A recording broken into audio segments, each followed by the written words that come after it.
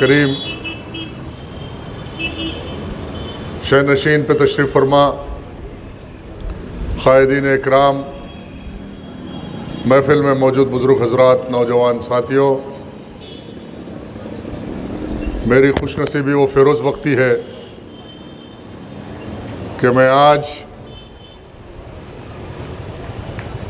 एक ऐसी अजीम शख्सियत की याद में गुफ्तगू करने की जसारत हासिल कर रहा हूँ, जिसका नाम मोहम्मद बहादुर ख़ान बहादुर यार जंग अलरहमा, जिसने सारी ज़िंदगी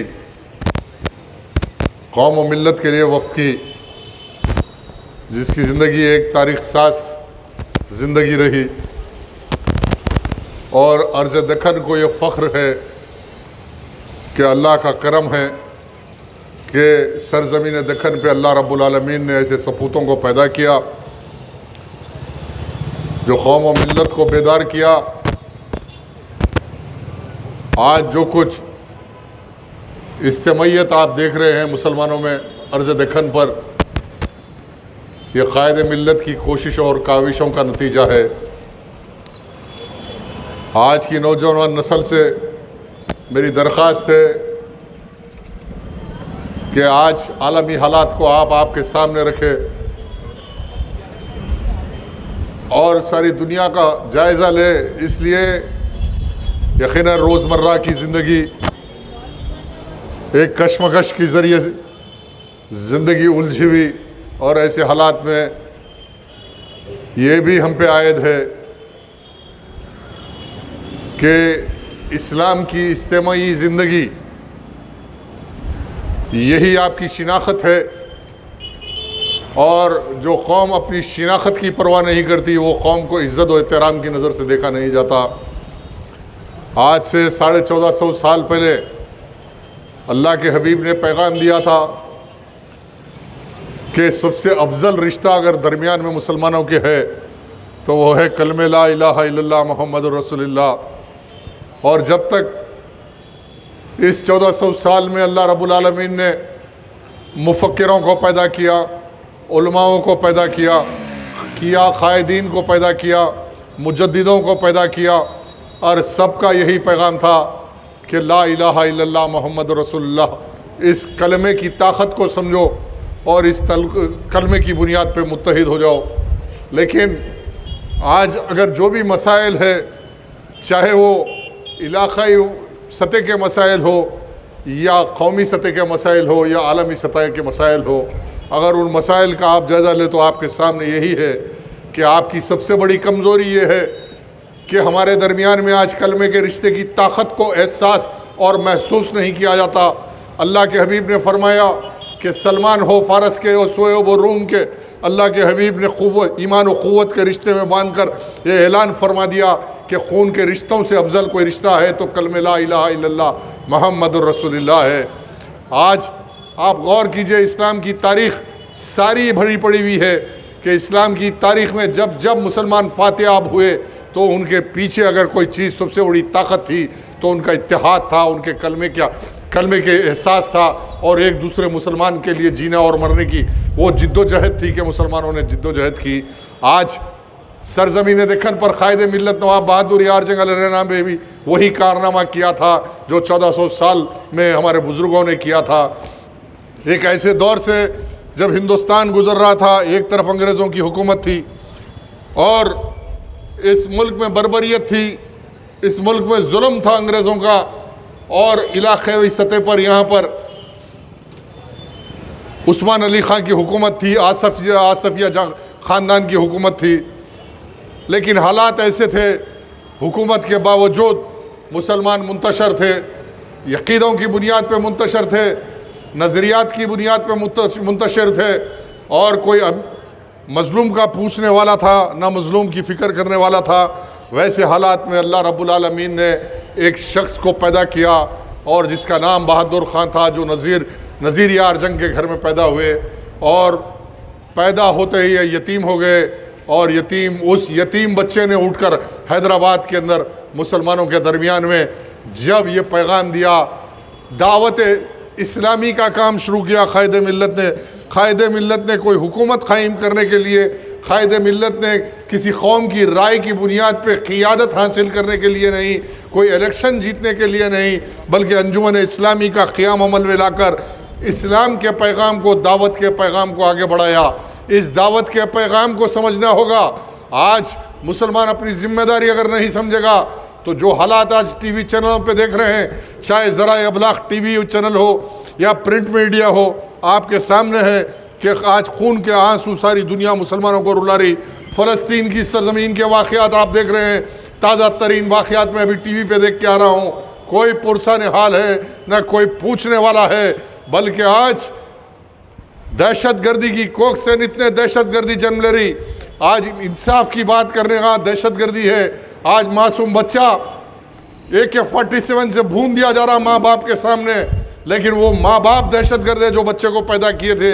लेकिन आज दुनिया अक़वामी सतह के ऊपर कोई आपके साथ इंसाफ नहीं करने के लिए तैयार है, ना कोई आपका हाथ पकड़ने के लिए तैयार है, ना आपसे कोई बात करने के लिए तैयार है, ना कोई आपका पुरसा देने के लिए तैयार है, ना आपके साथ कोई खड़े होने के लिए तैयार है।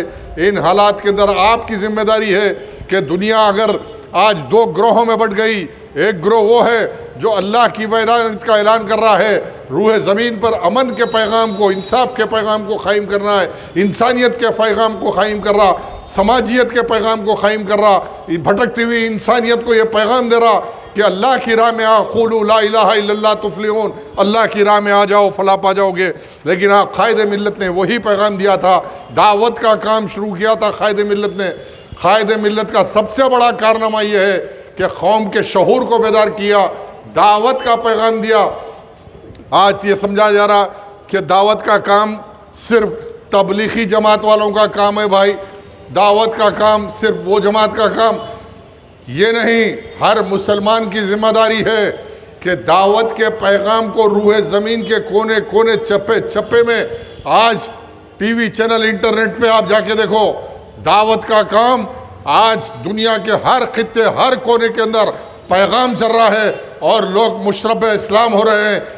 यही सबसे बड़ी ताकत है कि आज बातिल, यहूद और नसारा सारी दुनिया में परेशान रहे कि इस मिशन को कैसा रोका जाए, ये दीन और दावत के पैगाम को कैसा रोका जाए।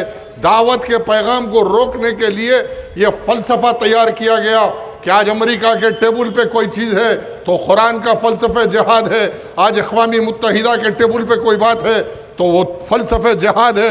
अरे जिहाद जिहाद, आज टीवी चैनल खोल के देखो, टेररिज्म जिहाद है, जिहाद टेररिज्म है। अरे जिहाद तो दुनिया में अल्लाह रब्बुल आलमीन ने कुरान में नाजिल किया, वो जाहिदू फी सबीलिही लअल्लकुम तुफ़्लिहून। अरे जिहाद तो इसलिए आया था, जिहाद का नारा अल्लाह रब्बुल आलमीन ने अपने नबी के ज़रिए इसलिए ऐलान कराया था ताकि टेररिज्म के ताबूत में आखिरी कील ठोकने का नाम जिहाद है। टेररिज्म के ताबूत में कील ठोकने का नाम जिहाद है, जालिम का हाथ मरोड़ने का नाम जिहाद है, मजलूम के साथ इंसाफ करना जिहाद है, हकदार का हक दिलाना जिहाद है, समाजी इंसाफ कायम करना जिहाद है। आज दुनिया में इंसान का सर फुटबॉल बन गया, आज ताकतवर मजलूम का सर फुटबॉल बना दिया, इसलिए कि आज दावत के दीन के पैगाम से महरूम इंसानियत को रखने के लिए आलमी सतह पर एक साजिश है। जो आप टीवी चैनलों पे देख रहे हैं उसके पीछे एक ही साजिश है कि वो दीन और अल्लाह के पैगाम से इंसानियत को रोकने के लिए किया जा रहा। लेकिन मैं जायज़ा लेता हूँ कभी बैठ के इंटरनेट पे, तो जापान की सरजमीन पे इंसान जब कुरान पढ़ रहा, दीन की तरफ आ रहा, और उसकी ज़िम्मेदारी सबसे बड़ी ये है कि अब अल्लाह के खलीफा है, मुसलमान की हैसियत से दीन का काम, दावत का काम कायद मिल्लत ने किया था। कायद मिल्लत से पहले 1400 साल में मुजद्दिदों ने किया, उलमाओं ने किया, हुफ़ाज़ों ने किया, मदरसों ने किया, हर जगह से दावत का काम पहले अखलाक से शुरू होता। जब तक आपके अखलाक से कोई मुतासर नहीं होता तो आपके करीब नहीं आता, ना आपकी दावत को कबूल करता।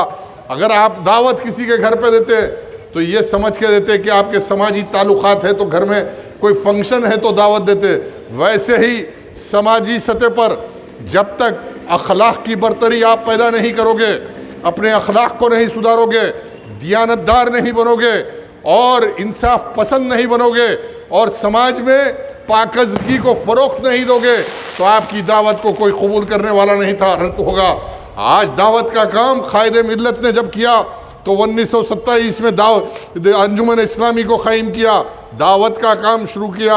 आज दुनिया देख रही है कि तारीख बताती है कि कायदे मिल्लत की पैगाम और दावत के काम ने 23,000 लोगों को मुशरब इस्लाम बनाया, जबकि ना टेलीफोन था, ना जाने के लिए मोटर सवारी थी, ना कोई ज़राए अबलाग थे, ना अखबार था। फिर के दक्कन की ज़रज़मीन पर कोने कोने में फिर के दीन के पैगाम को दिया। आज वो 23,000 जो कबूल मुशरब इस्लाम हुए, आज उनकी नस्लों में हुफाज है, उनकी नस्लों में आज मुफ्ती है, उनकी नस्लों में वो लोग हैं जो आज दीन और दावत का काम कर रहे, लोगों को दावत दे रहे अल्लाह की तरफ। क़ुलू ला इलाहा इल्लल्लाह तुफ़्लिहून, आओ अल्लाह की राह में खड़े हो जाओ और फलाह पा जाओ। यही लड़ाई दुनिया में है। ये लड़ाई बम की है, ये ना लड़ाई न्यूक्लियर बम की है, ना हथियार की है। ये लड़ाई है तो सिर्फ और सिर्फ शिर्क और अल्लाह के पैगाम के दरमियान में दुनिया में दो ग्रोह। आज एक ग्रोह जो वैधानियत से इनकार कर रहा, वो बम से डरा रहा, आज न्यूक्लियर बम से डरा रहा, आसमान से आज बारूद बरसाया जा रहा। लेकिन दुनिया ये भी तारीख देख रही है कि गाज़ा की पट्टी पे 50,000 शहीद हो गए। किसी ने ये नहीं कहा कि मैं इस्लाम से इनकार करता हूँ, कलमे से इनकार करता हूँ, किसी ने नहीं किया। गले कट गए लेकिन किसी ने नहीं किया। सुबह क़ियामत तक ये सिलसिला जारी रहेगा। इस सिलसिले को मजबूत करने के लिए हर जमात, हर फर्द, हर शख्स की जिम्मेदारी है कि सबसे पहले अपनी इस्लाह करे, अपनी इस्लाह करे, और अपनी जब इस्लाह करे तो समाजी सतह पर दियानतदार बने। एक निज़ाम को जो इस्लाम ने कायम किया, हमारे बुज़ुर्गों ने कायम किया, उसकी पैरवी करे और सच बोले, लोगों के दरमियान में खड़े हो और ये साबित कर दो कि तुम अल्लाह के खलीफा है सरज़मीन पर, अल्लाह के पैगाम को फ़रोग़ देने के लिए आए और इस दुनिया से जाना है। जैसे कायदे मिल्लत ने काम किया वही काम आपको करना है। इस जलसे का पैगाम यही है, इस जलसे का पैगाम यही है आज मुसलमानों के लिए कि अपनी ज़िम्मेदारी को समझो। ये नहीं कि गाज़ा की पट्टी पे खून बह रहा, अगर उस बहते हुए खून का वास्ता है तुमको, उन शोहदाओं के खून का वास्ता है तुम्हारे को, आपको कि अपनी इस्लाह करो कि मैं गलत कर रहा हूँ। आज जो हालात है कि रिबा के कारोबार है, हराम कारोबार है, दियानतदारी का मसला है, अपने भाई के साथ इंसाफ करने के लिए तैयार नहीं, अपने घर में शादी करके लाए बच्ची के साथ इंसाफ करने के लिए तैयार नहीं, बहू के साथ इंसाफ करने के तैयार नहीं, भाई बहन का हक देने के लिए तैयार नहीं, और फिर बड़ी बड़ी बातें इस्लाम की करना, अमल के खानों में सिफर। तो फिर आप उम्मत वाहिदा का तसव्वुर से बाहर है। आप दायरे इस्लाम को ताकतवर नहीं बना रहे, बल्कि आप इस्लाम को कमज़ोर कर रहे। इन्हीं गलियों से, इन्हीं रोडों से, इन्हीं बस्तियों से जब माशरा ताकतवर होगा, सारी दुनिया में ऐसा एक माहौल पैदा होगा तो गाज़ा की पट्टी और बैतुल मुक़द्दस की हिफाजत की जा सकती, उससे पहले नहीं की जा सकती। अगर आपको होने वाले जुर्म के ख़िलाफ़ लड़ना है तो सबसे पहले अपनी सफ़ों को मजबूत कीजिए, अपनी किरदार साजी कीजिए, अपने आप को संभालिए और ऐसी फ़ौज को खड़ा कीजिए नौजवानों की कि आज देख रहे हैं कि टीवी चैनल, जाओ घर को जाके टीवी चैनल खोलो, कोई चैनल हिंदुस्तान का आज एक तमाशा बना हुआ है कि राम जन्मभूमि का इनाग्रेशन सारे हिंदुस्तान में एक वबा पैदा कर दी गई। अरे 800 साल हमने हुकूमत की और हमारी लरगिजों का नतीजा है। जिन हुक्मरानों ने दीन का काम नहीं किया, दावत का काम नहीं किया, चाहे वो मुगलिया सल्तनत के बादशाह हो या सफिया सल्तनत के बादशाह हो, उनके जवाल का सबब यही रहा कि उन्होंने दीन और दीन से दूरी का इख्तियार नतीजा था कि उनकी हुकूमतें चली गई। आज हमारे जवाल का सबब यह है कि हम दीन और अल्लाह के पैगाम से दूर होने का सबब है कि हम जलील और रुसवा हो रहे हैं। आज मुफलिसी हमारा मुक़द्दर बन गई। आज आप गौर कीजिए, 800 साल हुकूमत करने के बाद इस मुल्क के अंदर हम 20% है, और जो राम जन्मभूमि की कहानी है ठीक है, किसी मज़हब के ख़िलाफ़ मेरे नबी का ये पैगाम और हिदायत है कि किसी के ख़िलाफ़ मत बोलो। लकम दीनकुम वलियुद्दीन, जिसका मज़हब उसके साथ, हम किसी के मज़हब के ख़िलाफ़ नहीं बोल। लेकिन आज हिंदुस्तान में वो आरएसएस, वो संघ परिवार, वो नरेंद्र मोदी, वो अमित शाह, वो राम जन्मभूमि वाले, वो विश्व हिंदू परिषद वाले, अगर तुम में गैरत है तो आओ, जो सुप्रीम कोर्ट का फैसला करने वाले आओ, बताओ कि तुम्हारी मजहबी किताबों की बुनियाद पे जिस राम का दावा तुम कर रहे हो, वो राम 9 लाख साल पहले पैदा हुआ, 9 लाख साल पहले पैदा हुआ। और ये साबित किया जा रहा है कि जहां 400 साल मुसलमानों ने इबादत की, सजदी की बाबरी मस्जिद में, बाबरी मस्जिद के साहिबान में पैदा हुआ। कोई आके मुझको बताओ दस्तावेजात के जरिए, शवायद के जरिए। दुनिया शवायद मांगती, दुनिया दस्तावेजात मांगते। नहीं, जारियत है, जुल्म है। मुल्क में अक्सरियत की बुनियाद पे फैसले किए जाएंगे तो याद रखो ये दहशतगर्दी है। और ये नए दहशतगर्दी नित्य दहशतगर्दी को जन्म देगी। और इस दहशतगर्दी का जवाब यही है कि दावत के काम को आगे बढ़ाओ, हिंदुस्तान में दीन के काम को आगे बढ़ाओ, इतना फैलाओ दीन को, इतना फैलाओ कि खरिये से जो कल कार सेवक था वो कल ला इलाहा इल्लल्लाह मोहम्मद रसूलुल्लाह करेगा, जो कल कार सेवा में काम किया था वो कल बाबरी मस्जिद फिर से उसी मुकाम बनाएगा। उस अज़ाइम के साथ, उस एजेंडे के साथ उठो। अब बाबरी मस्जिद कैसे राम जन्मभूमि बन गई, ये तफसीलात गुज़िश्ता जिंदगी के 25 साल दिया मैं।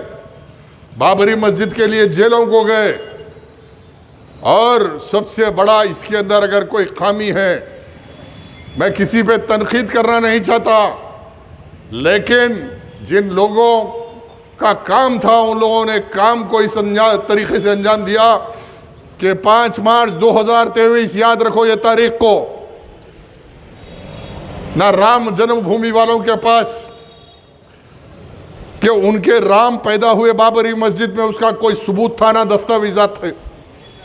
सिर्फ ये था कि हमारी आस्था है, हम यहाँ पर आएंगे। अरे कल आएंगे और कहेंगे कि चार मीनार में मेरी आस्था है कि मैं मंदिर बनाऊंगा, ताज मीनार, ताजमहल, ये मेरी आस्था है, मैं मंदिर बनाऊंगा, गोलकुंडा किला मेरी आस्था है, मैं मंदिर बनाऊंगा। कल दिल्ली की जामा मस्जिद पे आस्था है, जमुना देवी की मंदिर है, बनाऊंगा। कल मक्का मस्जिद है, आस्था है। आस्था को चैलेंज नहीं किया जा सकता हिंदुस्तान में।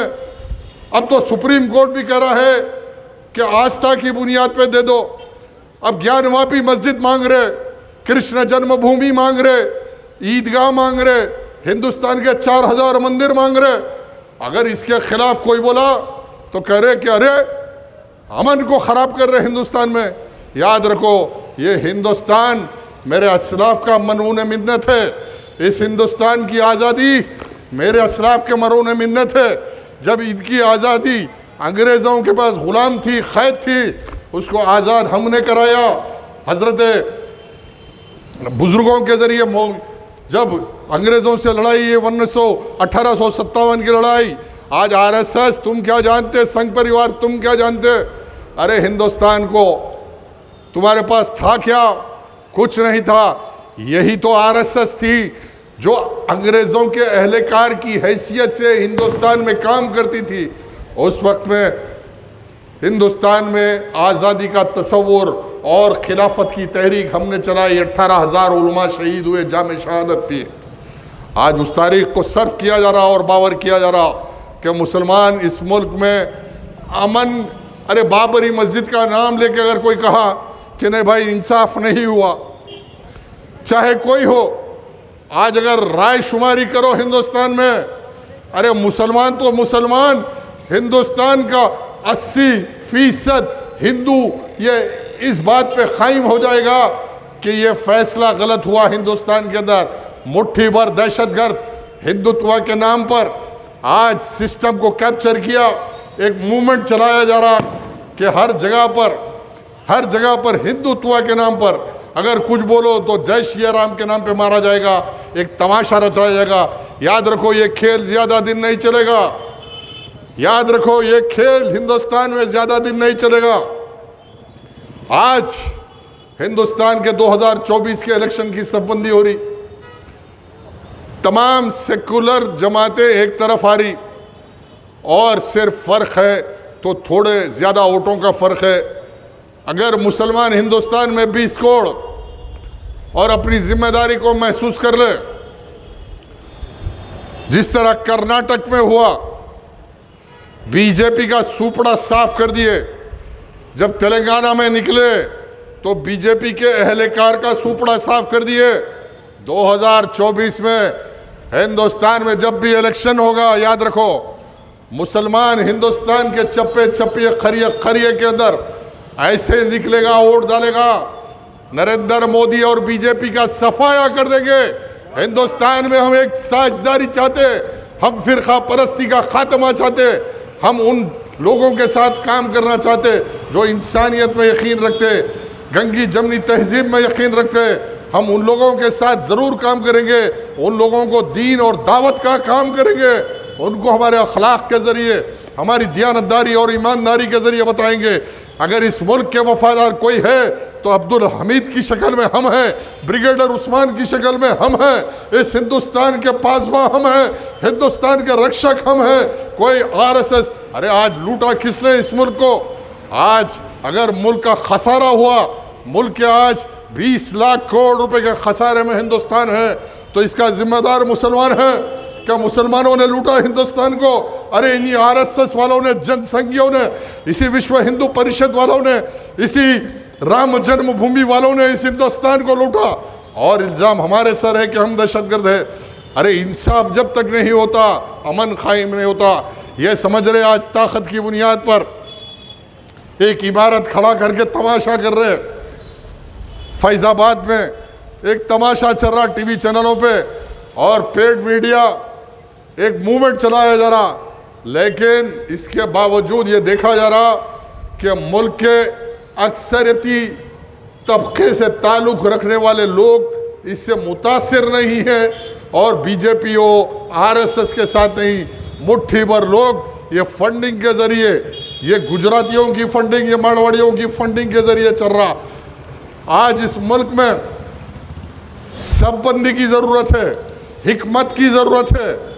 ये नहीं कि 1.5 ईंट की दुकान लगाऊंगा, सारे हिंदुस्तान में फिर के वोट काट के बीजेपी को मदद करूंगा। ये सियासत मिल्लत के लिए नुकसानदेह है। ये सियासत, ये हिकमत मिल्लत के लिए नुकसानदेह है, याद रखो। और जो शख्स ये काम कर रहा, वो अपना मुहासबा अपने ज़मीर से पूछ ले कि मैं सही काम कर रहा हूँ कि इस मुल्क में मेरी हरकतों से, मेरे तरीक़ेकार से बीजेपी की जो तक़वियत मिल रही, बीजेपी ताकतवर हो रही, इससे सारे मुल्क में मुसलमानों पे जुल्म हो रहा। कल सीए की बात है, कल मसाजिदों की बात है। अगर रोकना है तो आज मरकज़ी सतह पर सारे हिंदुस्तान के उलमाओं से मेरी अपील है, सारे दानिश्वरों से मेरी अपील है, सारे ज़िम्मेदार तंजीमों से मेरी अपील है कि एक तरफा फैसला कर ले और बीजेपी की शिकस्त का अगर जैसा कर्नाटक में सबब बने, सारे हिंदुस्तान में उसका ब्लूप्रिंट उतार के बताएंगे कि पार्लियामेंट इलेक्शन में अगला प्राइम मिनिस्टर इंशाअल्लाह अज़ीज़ नरेंद्र मोदी हिंदुस्तान का नहीं रहेगा।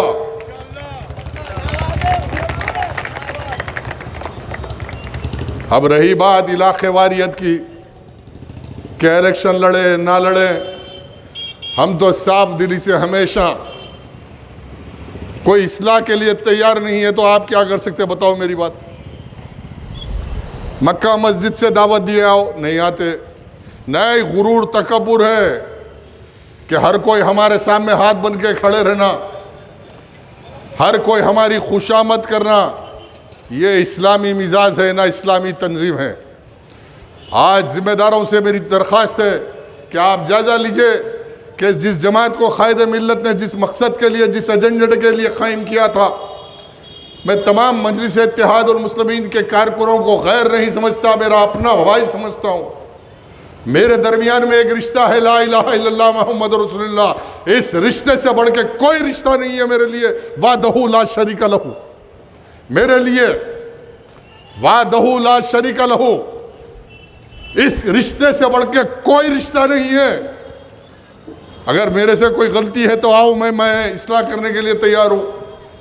नहीं, बोकसिंग करेंगे, पुलिस को मैनेज करेंगे, काम करने नहीं देंगे, ना खुद काम करेंगे। 9 मस्जिद शहीद हो गए, कोई पुरसा ने हाल नहीं था, कोई आवाज नहीं करना, कोई उठना नहीं, बात नहीं करना। कोई काम करेगा तो उसको हम ऐसा कर देंगे, राउडिज्म, गुंडाइज्म। अरे मियाँ, तारीख बड़ी बड़ी है। कोई सी की ताकत, हुकूमतों की मिलिट्री काम नहीं आती जब आवाम बेदार होती, आवाम में इखलास पैदा होता काम करने का। और वो छोटा सा नमूना याकूतपुरे का इलेक्शन था, जहाँ कौम बेदार हुई। कोई दौलत की बुनियाद पे तहरीक ने वोट नहीं लिए, कोई पोलिंग बूथों पे बोकसिंग करके मस्जिद बचाओ तहरीक का उम्मीदवार 45,000 वोट नहीं लिया, बल्कि अखलास की बुनियाद पर, खदमत की बुनियाद पर, उसूलों की बुनियाद पर, इस कौम के मुस्तकबिल को सामने रखकर इंसाफ की लड़ाई लड़ने के पैगाम की बुनियाद पर मुसलमानों के दिलों को अल्लाह ने फिराओ। और घर घर से माँ बहन निकल कर ये समझी कि मेरा एक भाई कल मेरे इंसाफ के लिए लड़ेगा, कल मेरे हक के लिए लड़ेगा, कल ऐवान असेंबली में आवाज़ होगी। ठीक है, बोकसिंग, पैसा, ये खेल कब तक चलेगा बताओ मेरे को। मैं आज फिर दावत दे रहा हूँ, इस्लाह की दावत दे रहा हूँ, मैं इत्तेहाद की दावत दे रहा हूँ। मैं हर किसी को गले लगाने के लिए तैयार हूँ, लेकिन ये नहीं कि मैं किसी के हाथ बांध के सामने ठहरने वाला नहीं हूँ। खुदा की कसम, किसी के सामने सर झुका के बात करना ये इस्लाम का मिजाज नहीं है। किसी जमात के अंदर एहतराम ज़रूर है एक दूसरे का, लेकिन किसी की खुशामद करना, जूते उठाना और हराम खोरी करना, धोखा देना, चंदे करके खाना, ये कोई जमात का निज़ाम नहीं है और इस निज़ाम से मैं मुत्तफ़िक़ नहीं हूँ। अरे वाह, आज आप जायज़ा ले लो भाई,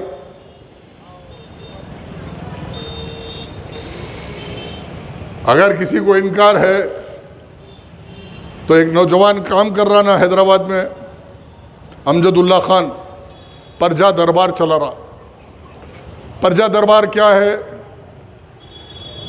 कि तहरीक एक प्लेटफॉर्म बनाई हैदराबाद के, बिलखुसूस हैदराबाद के जो साहिब इस्तेताअत लोग हैं, एक अपील करो उन लोग जो तकलीफ़ में है, बीमार है, परेशान है, हालात से तंग है, वैसे लोगों की शिनाख्त करके उन तक पैगाम पहुंचा रहे, भाई इनकी मदद करो।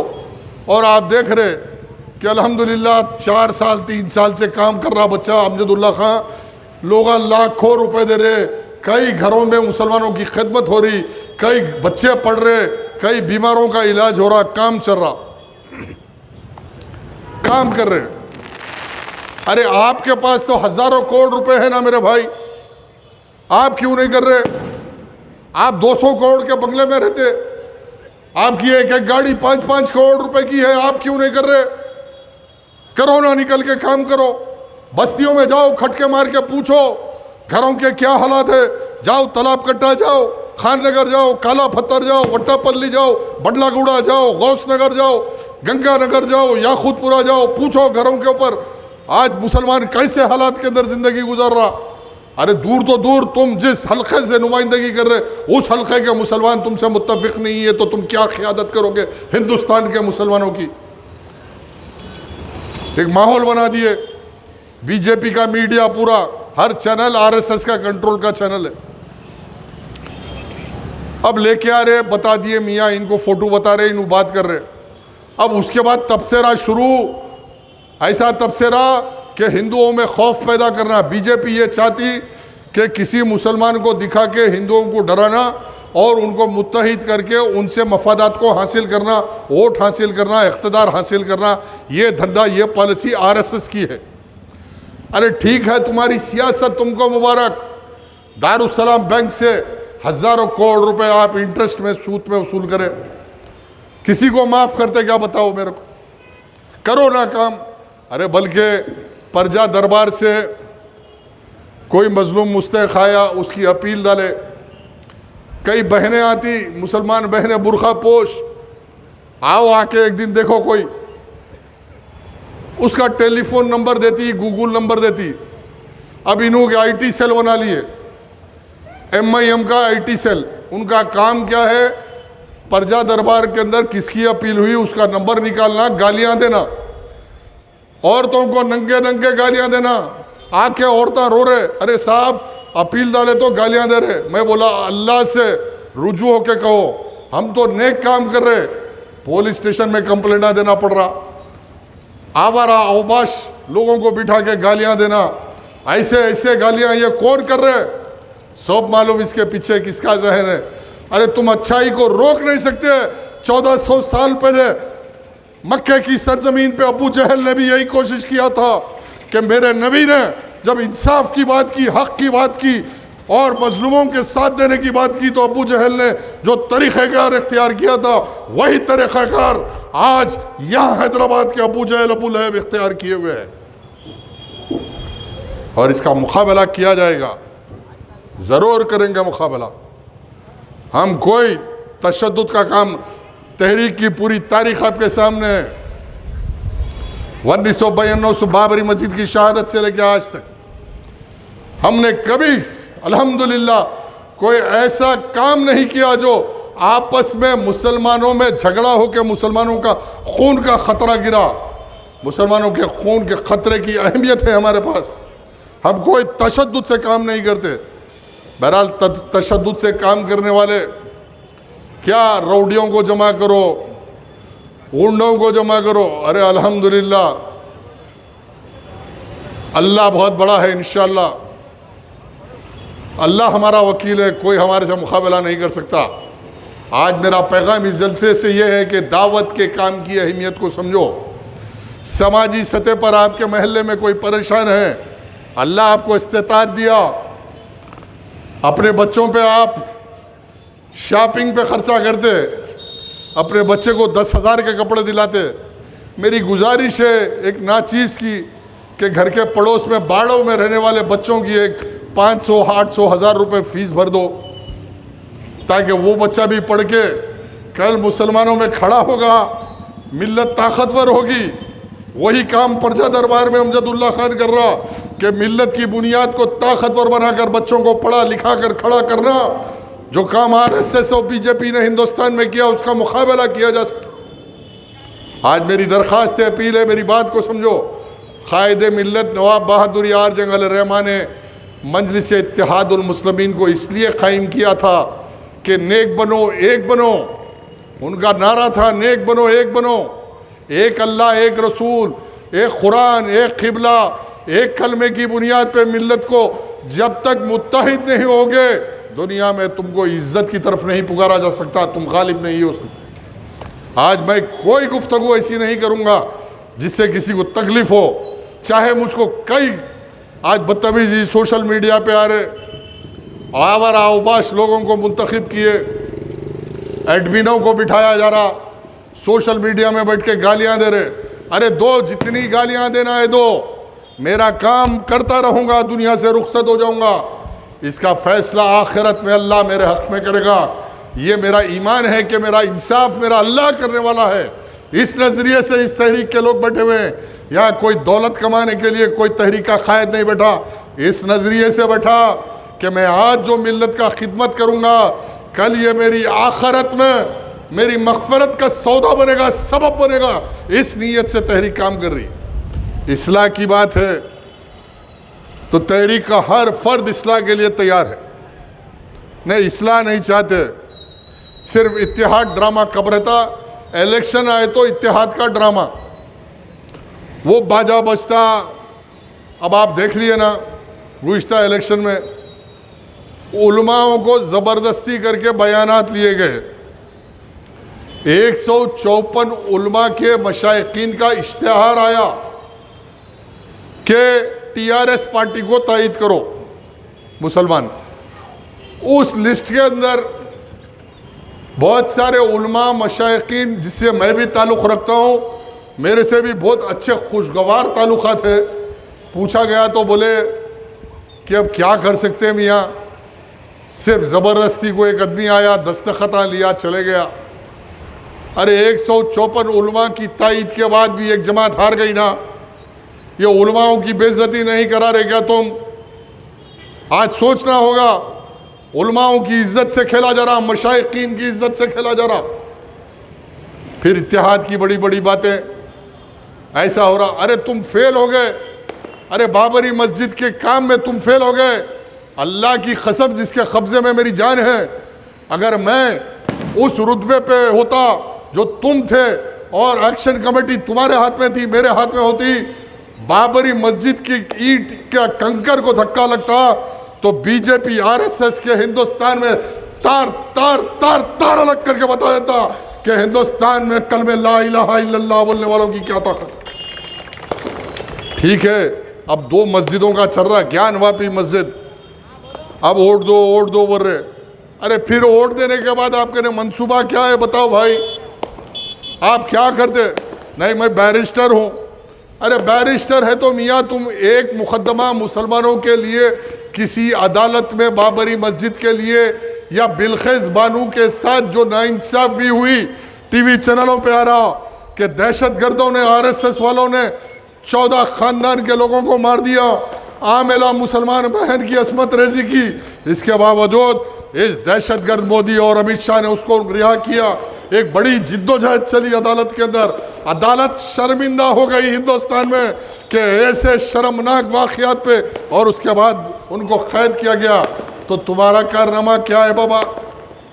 आप तो बड़े कानूनदा हैं, आप तो बोल रहे मैं बैरिस्टर हूँ, लंदन में पढ़ के आया हूँ। एक मुकदमा बताओ बाबा, एक कहीं पे भी एक जगह पे किसी मुसलमान की तुमने अदालत में कफालत की, बाबरी मस्जिद के लिए तुमने कई कानूनी एतबार से मुसलमानों की रहनुमाई की, तो मैं तुम्हारी मुखालिफत नहीं करूँगा। अच्छा ठीक है, जो हो गया, भूलना और आगे बढ़ना ज़िंदगी है। बात पे कायम हो जाना, अड़ जाना, ज़िद करना, ये हिकमत नहीं है।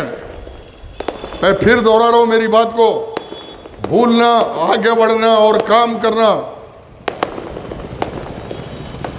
अब 2 बड़े मसाजिद का मसला चल रहा, ज्ञानवापी मस्जिद, आपके ने क्या प्रोग्राम है, क्या एजेंडा है, आप क्या करने वाले? नहीं, पूरे हिंदुस्तान में इलेक्शन लड़ रहे, किसी की नहीं सुन रहे।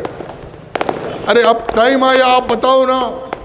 ठीक है हम साथ देते तुम्हारा, तुम क्या करते बताओ तुम्हारे भी क्या सलाहियत है? कानूनी एतबार से किसी कोर्ट में तुम मुकदमा लड़ने के काबिल है क्या? नहीं। पैसे कमाना, बंगलों में रहना, बाजे बजाना, फूल के हारा पहनना, जुलूसा निकालना, भाई इससे काम होने वाला नहीं है।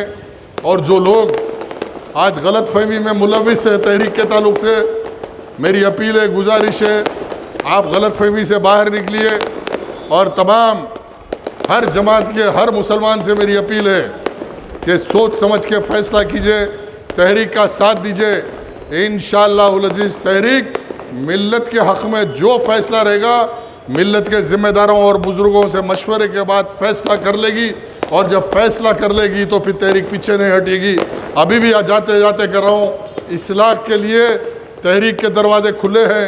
अगर कोई इस्लाह करने के लिए तैयार है तो सर आँखों पे है, कोई इस्लाह करने के लिए तैयार नहीं है, ज़िद जबर और जुल्म करके अपनी हुकूमत कायम करना चाहता, तो वैसे लोगों से तहरीक बात करने के लिए तैयार नहीं है। आखिर दावन अल्हम्दुलिल्लाहि रब्बिल आलमीन।